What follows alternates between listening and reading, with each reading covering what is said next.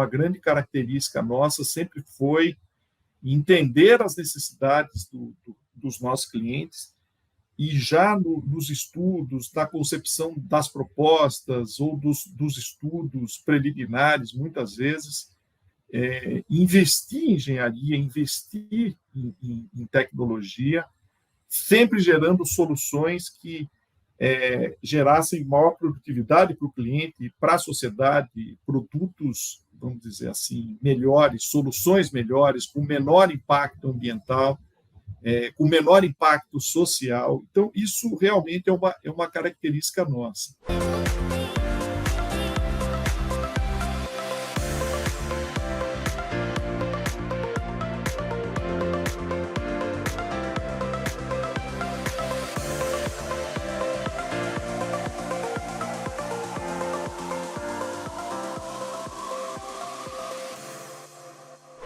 Olá, pessoal, eu sou Cláudio Cardoso e este é o Conexão OEC, o podcast de entrevistas do nosso programa de inovação, o OECI, o Programa de Inovação da Construtora, e hoje eu tenho aqui a satisfação, e é uma honra, na verdade, para o nosso programa, entrevistar o Marcelo Pila, que é o nosso líder, o diretor de Engenharia e Inovação da OEC. Bom, o Pila ele é formado em Engenharia pela Unicamp, ele também tem formações de pós-graduações, ele é IAG Master pela PUC do Rio de Janeiro, tem um MBA na FGV e, mais do que tudo, ele tem uma longa carreira na organização, desde 93, além do Brasil, em grandes obras, principalmente obras subterrâneas, também hidrelétricas, ele já passou aí pelo Peru, Venezuela, Portugal, Colômbia, Argentina, mais recentemente em Angola. Ele tem essa grande experiência, na verdade, em obras de grande porte. Bom, o jovem de 54 anos, Pila, é pai, casado, pai de 2. Muito bem-vindo, Pila. Uma honra te receber aqui no Conexão. Olá, Cláudio. Muito obrigado pela apresentação. É uma satisfação estar aqui com você. Muito legal. Bom, a gente está aqui falando para a nossa comunidade, principalmente. Claro que também estamos aí no YouTube, aberto para toda a sociedade. Acho que o primeiro gancho da gente para o nosso papo, qual é, talvez, o desafio ou a perspectiva e o que representa a inovação hoje na organização? Cláudio, a inovação representa a nossa... A inovação representa o nosso futuro, né? Ou seja, nós, a OEC, a Odebrecht, e particularmente a construtora, ela sempre foi muito inovadora na sua forma de ser ou até mesmo na sua cultura empresarial. Ou seja, inovação do ponto de vista de engenharia, nós temos isso como uma base da nossa empresa, da nossa organização, da nossa forma de atuar. Agora, hoje em dia, com o que vivemos e com todas as modificações e com esse chamado espírito do tempo, né, esse momento que vivemos de pós-pandemia, a transformação digital, a inovação realmente representa o futuro, né? Às vezes a gente usa frases assim um pouco dramáticas, mas elas são boas, talvez, às vezes, para marcar determinados raciocínios, né? E eu tenho costumado dizer que nós estamos num daqueles momentos que é quase que inovar ou morrer, né? Ou seja, você precisa inovar para seguir existindo e acompanhando o mercado, né? E penso também que a gente precisa olhar a coisa de uma forma um pouco mais ampla, porque existe um conceito meio geral de que o setor de construção pesada inova muito pouco, o setor de construção pesada ele está sempre atrasado, né? E isso não é bem assim, né? Ele pode realmente, são atividades mais consolidadas, são atividades mais, vamos dizer assim, historicamente, que evoluem num ritmo mais lento, mas nós continuamos inseridos na mesma sociedade, né? Nós continuamos inseridos em toda essa transformação pela qual o mundo vem passando. E não pode ser diferente, né? Quer dizer, nós precisamos seguir inovando também, seja nas práticas, seja na forma de fazer, seja na disseminação da nossa cultura, né? Eu acho que realmente inovação representa para a gente uma visão de futuro. Muito bom. Pilar, uma coisa que me chama a atenção aí, talvez de um ano para cá, tenho acompanhado o programa e tentado contribuir com ele também, são alguns marcos que digamos, demonstram de forma inequívoca o caminho que a organização está adotando em relação à inovação. Primeiro, a inclusão no PA do nosso líder máximo e de toda a cadeia que vem, o tema da inovação. A outra é a criação digamos, a instalação de um comitê. Então, puxando esse assunto, para saber de você também, assim, como é que está estruturado na organização essa iniciativa e como é que você pensa aí os próximos passos, né? Ainda fazendo essa abertura do nosso papo, botando as peças na mesa, né, para a nossa comunidade. Veja, como você comentou, ao longo dos últimos 1, 2 anos, um pouco mais, talvez a gente pegar sempre esse pós-pandemia, né, o mundo mudou depois da pandemia, a gente goste disso ou não, a gente vem se estruturando de uma maneira que nós já tínhamos um núcleo de inovação que funcionava como um núcleo fomentador de inovação. Iniciamos com atividades voltadas a algumas iniciativas de inovação propriamente dita, inovação direta, vamos dizer assim, mas esse núcleo inicialmente também se dedicou a estabelecer contatos e parcerias com hubs de inovação aberta. Viemos trabalhando com isso nos últimos anos. E, como você disse, mais recentemente, fomos dando uma estrutura mais institucional para o tema, com a criação desse comitê, com essa inclusão no PA do LN, né, que é o líder máximo da construtora, e, por consequência, de seus liderados, de indicadores e metas de desenvolvimento e inovação. E, claro, se você tem a meta, você precisa ter alguma maneira de acompanhar. Então, isso já está funcionando, já temos aí um índice de maturidade de inovação na OEC, de alguma maneira avançando.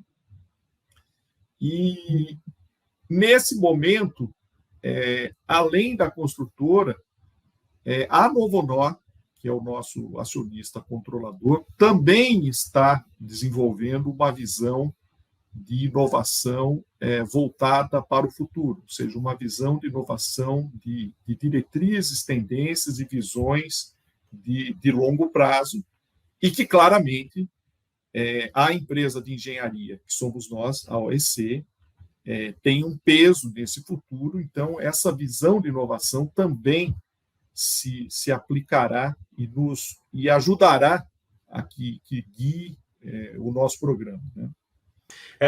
Tem uma questão assim, que sempre me estimula no mundo da construção,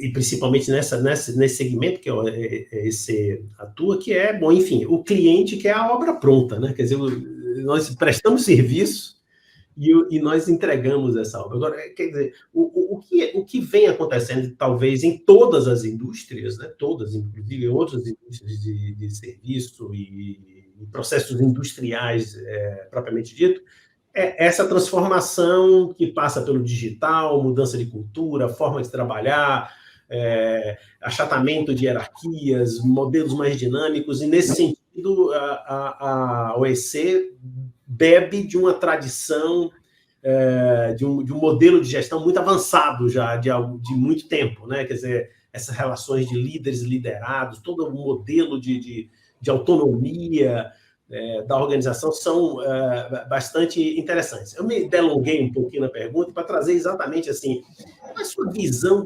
desse mundo, o mundo da engenharia, do canteiro, vis-à-vis toda essa transformação de prontidão tecnológica, metodologias como o BIM, adoção dessas coisas, porque no fim das contas fica aquela imagem para o leigo, assim, poxa, tem o tijolo e a massa, e a argamassa, tem os processos, mas no meio tem, de fato, uma transformação impressionante de projeto, enfim, de digitalização dos processos. Me delonguei um pouco, mas para a gente poder fazer uma viagem aqui nesse mundo e beber nessa fonte que você né? Um cara com experiência enorme em canteiro, né? Cláudio, eu agradeço vamos dizer assim, a sua provocação, tentando fazer um link com as ideias. Eu acredito realmente que a cultura empresarial da Odebrecht, a nossa TEL, as bases da cultura, as bases da descentralização, do espírito de servir, dessa agilidade administrativa que nós sempre nos caracterizou. Como eu comentei antes, nós sempre fomos muito inovadores do ponto de vista de engenharia. Ou seja, nós somos uma empresa que nunca esteve satisfeita com resultados prontos. Uma grande característica nossa sempre foi entender as necessidades dos nossos clientes e já nos estudos, na concepção das propostas ou dos estudos preliminares, muitas vezes, investir em engenharia, investir em tecnologia, sempre gerando soluções que gerassem maior produtividade para o cliente e para a sociedade, produtos, vamos dizer assim, melhores, soluções melhores, com menor impacto ambiental, com menor impacto social. Então, isso realmente é uma característica nossa.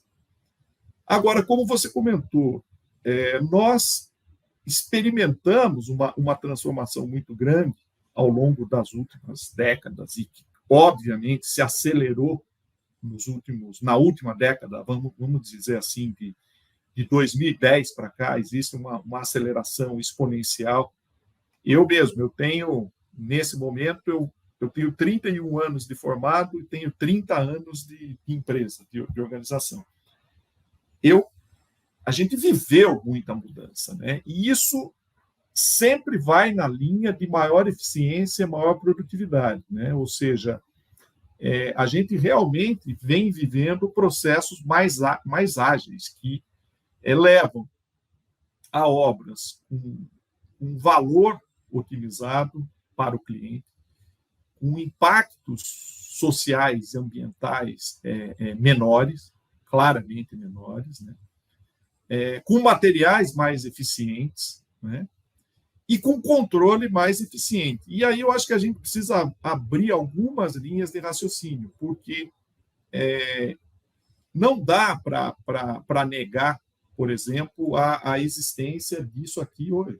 Ou seja, o advento do smartphone e o que vem junto com ele, quer dizer, não é só o smartphone em si mesmo, é o que vem com ele, com essa transformação digital, né? Realmente gera oportunidades gigantescas de produtividade mesmo, né? De atividades repetitivas sendo feitas de uma maneira muito mais eficiente, de você ter maior controle, né? Nós que trabalhamos, nós trabalhamos com pessoas, né? Nós trabalhamos com gente. Trabalhamos com muito equipamento também, mas basicamente trabalhamos com pessoas, né? Nossos canteiros, o tipo de construção que nós fazemos sempre geraram grandes contingentes. E as possibilidades hoje em dia, seja de maior controle de eficiência, seja de garantir maior segurança nas operações. Segurança, do ponto de vista que eu digo aqui, é de segurança do trabalho mesmo, né? Ou seja, garantir e zelar pela vida das pessoas. Realmente, as oportunidades hoje são imensas e eu acho que não há passo atrás. Em outras palavras, não dá para pensar hoje numa obra, ou num job site, com centenas de apontadores controlando mão de obra numa planilha, numa prancheta, como era 20 ou 25 anos atrás, entendeu? Essas coisas elas vão acontecendo naturalmente e elas vêm sendo incorporadas, né? Talvez o que gere essa percepção que o setor de construção é mais lento é que, como isso vem sendo incorporado ao longo do tempo, começa a ficar a sensação de que não houve evolução, mas efetivamente há. E é óbvio que a gente tem que olhar essa evolução com visão de futuro, entendeu? E eu realmente fico muito entusiasmado com o que pode vir pela frente, porque quando você pensa em data analytics, por exemplo, e a quantidade de informação que eu posso, no empreendimento muito grande, vamos pensar aqui, sei lá, vamos pensar numa obra de metrô, pronto. Vamos pensar numa obra de metrô, numa grande cidade, vamos pensar aqui, uma linha de metrô aqui em São Paulo. Quilômetros de metrô, todo subterrâneo, estações, interferência com a comunidade, relação com fornecedores, como é que chega material, como é que sai material, como é que chegam as pessoas para trabalhar, como é que essas pessoas saem dali para trabalhar, né? Como é que eu gero menos ruído, como é que eu tenho maior controle da qualidade do ar, da qualidade da água, da qualidade dos insumos, enfim, tudo isso hoje pode ser interconectado de uma maneira muito eficiente e a um custo baixo de tecnologia. Isso é muito entusiasmante, né? Agora, tem mais coisa, né? Por exemplo, o mundo ficou assustado recentemente com o chat GPT, né? E com o que o chat GPT pode gerar. Mas, poxa, vamos olhar para isso, em vez de ficar achando que o mundo vai acabar, vamos olhar para isso de uma forma de, poxa, caramba, uma ferramenta como essa pode me ajudar muito a escrever, por exemplo, uma proposta, a montar um texto, a montar um relatório de análise, ou seja, todo o trabalho de compilação de dados, que muitas vezes são centenas de homens-hora de trabalho repetitivo, você pode receber um relatório pré-pronto. E, a partir daí, sim, você lança só a inteligência dentro dele, né? Ou seja, e assim, né? Você trabalha em cima de uma base, né? Você pega, às vezes, dias de trabalho que muitas vezes serviriam para gerar aquele famoso draft, aquele famoso boneco, você já tem o draft pronto. E, a partir daí, você trabalha com inteligência sobre aquela informação, inteligência humana, claro. Poxa, isso, na minha visão, é uma perspectiva de produtividade assim total. É um salto, é disruptivo, né? Então, nós temos muitas coisas assim, né? Outra coisa que eu acho que a gente precisa citar, né? E tem muito a ver com o comentário que eu fiz sobre o smartphone. Poxa, o mundo hoje ele está coberto por GPS, né? Eu tenho ferramentas hoje de levantamento, de topografia, de acompanhamento, que são absolutamente fantásticas, né? Então, hoje, poxa, não dá para pensar mais do topógrafo com aquela baliza, com aquela mira, sabe? Não dá. Solta um drone e você tem uma nuvem de pontos. Solta um laser scan, você tem uma superfície totalmente mapeada, né? Então, isso deixa a gente muito otimista com relação ao futuro, porque, em tese, eu vou ter dimensões melhor controladas, eu não devo ter perda de material, pelo contrário, eu devo ter maior eficiência.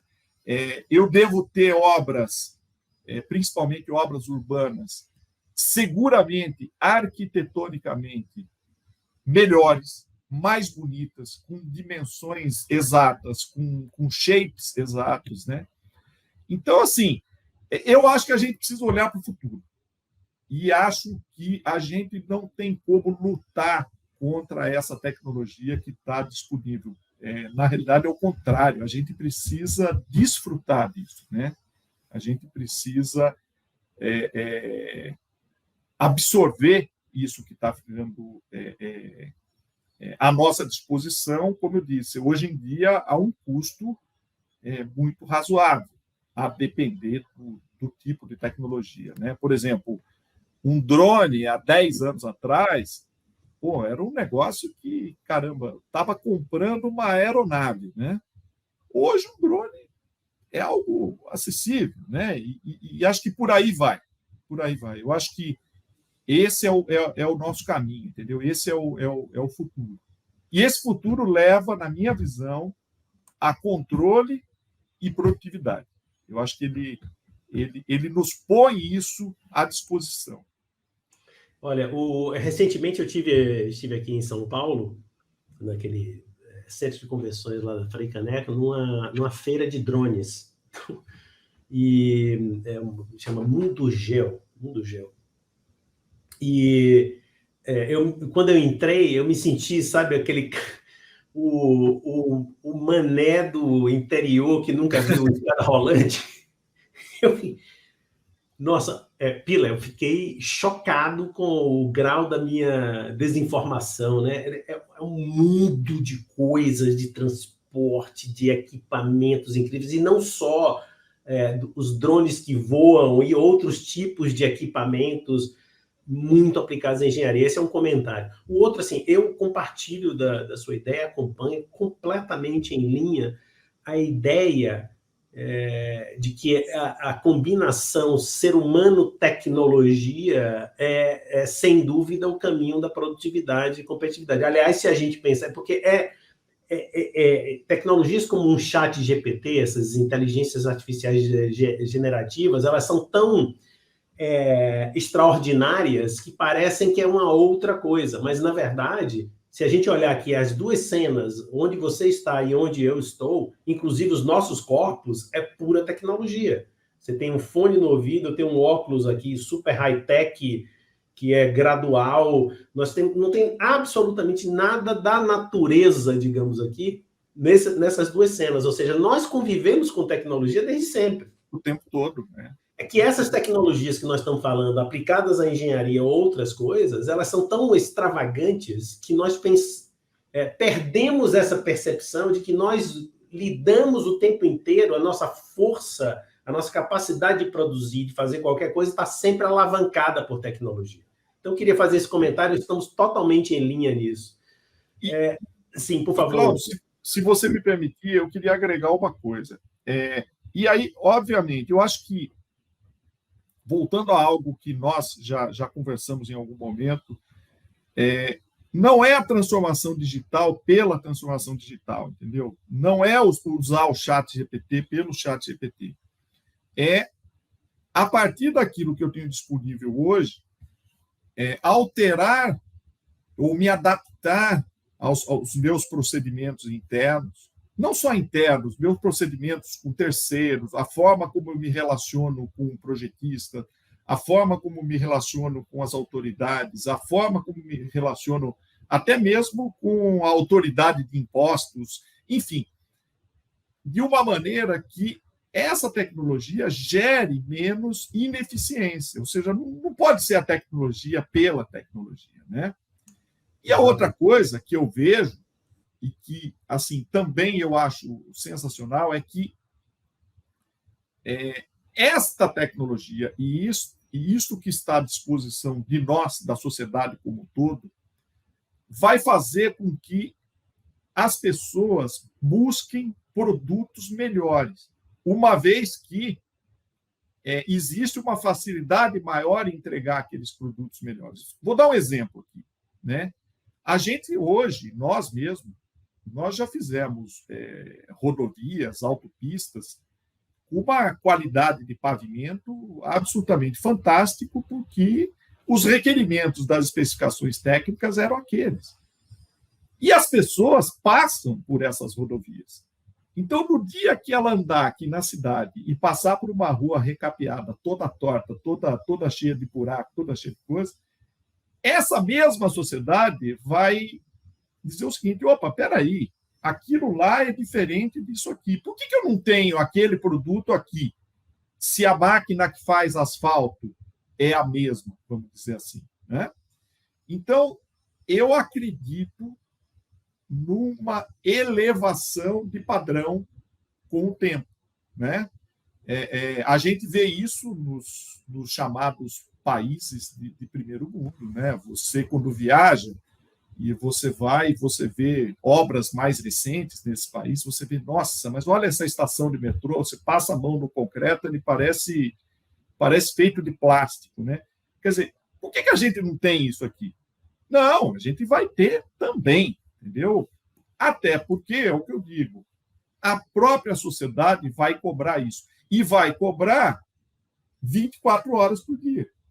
Porque no dia que você estiver entregando um pilar todo horroroso ali, todo cheio de bicheira, um pilar de concreto todo mal feito, seguramente, em alguns minutos, a foto daquele pilar vai estar numa rede social e vai estar dizendo: olha o que essa empresa está entregando aqui, né? Ou seja, então, essa transformação ela é geral, ela não é do nosso setor, né? Quer dizer, ela é uma transformação da sociedade como um todo. Né? Como um todo, exatamente. E você veja, né, que no fim das contas, e está nos princípios da construtora, o foco no cliente, né? A gente, no fim do dia, aí está o usuário, que é um cliente, e o cliente que paga para esse serviço, é para ele que nós servimos. E todo esse aparato é exatamente não apenas um alinhamento aos novos tempos, mas é para agregar e gerar valor. Esse é o nosso propósito. Eu queria pegar só por favor, Pires, se você quiser comentar. Não, siga, eu queria pegar um ganchinho aqui, um ganchinho quase, digamos, encaminhando para o final, assim. Poxa, uma das coisas que certamente conversar com um cara como você me fascina, é dizer, puta, o cara construiu metrôs, represa, meu Deus, eu queria passar um dia aí conversando com você, ou dias conversando. E nós temos os nossos jovens. E essa questão final, assim, digamos, encaminhando para o final, eu queria trazer essas duas coisas, a sua experiência, uma vivência rica, e os jovens que já chegam com essa cabeça, com outra cabeça. Enfim, o que é que permanece, quais são os desafios e que mensagens você daria aí para essa nova turma, que é a turma que vai nos suceder, né? Essa é uma boa provocação. Cláudio, essa vamos lá, até dentro da nossa cultura empresarial, essa é a nossa razão de viver, né? Ou seja, é preparar as novas gerações, é preparar os nossos substitutos, é ter esses jovens incorporados ao processo produtivo e preparados para enfrentar o futuro, né? Eu acho que o nosso desafio hoje é realmente ter a capacidade de integrar esses jovens de uma maneira rápida e acessível a essa experiência técnica e essa experiência de gestão que vem se acumulando ao longo aí, no caso nosso da construtora, são quase 80 anos de história, né? Ou seja, integrá-lo, mas sempre com, de novo, não com uma visão de passado. Não é simplesmente, não, vem aqui, jovem, que eu vou te dar as ferramentas para você fazer o que sempre foi feito, porque assim dá certo. Não é isso. Não é. Olha, o que existe aqui é um conjunto de experiências que mostram muita produtividade, muita assertividade em determinados processos e formas de gestão para determinados tipos de negócio. Agora, jovem, daqui para frente é contigo, porque, como você mesmo comentou, ele já chega com a tecnologia embarcada. Então, não há razão nenhuma para que ele fique, entre aspas, tolhido ou amarrado. É o contrário. O nosso grande desafio hoje é disponibilizar esse conhecimento, e aí a gente vai um pouco naquela linha da gestão do conhecimento, né? Ou seja, é colocar esse conhecimento disponível de uma maneira que ele efetivamente queime etapas. Eu acho que não faz sentido nenhum eu voltar na história do concreto lá no cimento Portland, lá, né, nos anos 1800. Não, eu acho que a gente já tem que partir de uma base que existe hoje, né? Ou seja, olha, está aqui, está tudo disponível. Agora, a partir daqui, como que nós podemos seguir fazendo mais e melhor, não é? E dentro desse desafio está acolher esse jovem, porque a empresa precisa, na minha visão, nós precisamos estar preparados para receber essa geração, porque é o que você falou, ele já vem com o device acoplado, né? Ele já vem com os skills acoplados, né? Eu acho que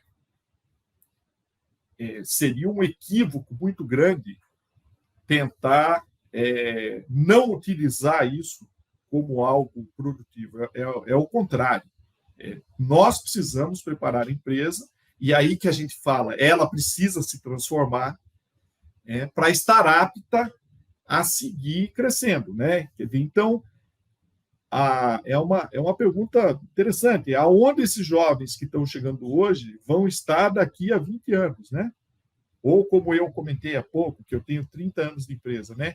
Quem vai ser o Marcelo Piller daqui a 30 anos, né? Como que ele vai trabalhar? Eu ficaria muito frustrado, se ele trabalhasse da mesma forma que eu trabalho hoje. Até porque eu não trabalho hoje como eu trabalhava 10 anos atrás ou como eu trabalhava há 20 anos atrás, né? Então, eu acho que é isso. Eu acho que ter uma visão do futuro, ter o compromisso com essa integração desse jovem, desse novo profissional, desse profissional do século XXI. E nós, que estamos hoje neste momento, nesta posição, estamos de passagem, né, aqui, nós temos obrigação de preparar as bases para isso. Ou seja, realmente criar um ambiente que seja amigável para essa integração. Senão você vai ter choque de gerações sem necessidade nenhuma. Eu acho que não é disso. Eu acho que a gente precisa se preparar realmente e precisa continuar se preparando para que essa integração aconteça, enfim, e que os nossos processos sigam evoluindo, né? Ou seja, a gente precisa aproveitar isso para fazer cada vez mais, melhor e economicamente mais razoável, né? Muito legal. Piller, olha, muito obrigado pela sua participação aqui no Conexão. Certamente um programa que vale a pena ser visto e revisto, tá? Muito obrigado. Sucesso. Nós fazemos parte do time. Muito sucesso. Conto com o seu apoio, hein? Pode ter certeza disso, e não só com o meu apoio, mas com minha admiração também, Piller. Parabéns, muito obrigado. Obrigado a você, obrigado pelo convite, obrigado pela oportunidade e vamos em frente. Chegamos ao final de mais um Conexão EC. Hoje eu conversei com o líder, né, da inovação, o diretor de engenharia e inovação da companhia, da construtora, Marcelo Piller. Então você já sabe, continue aí nos nossos canais e nos vemos no próximo Conexão. Até lá.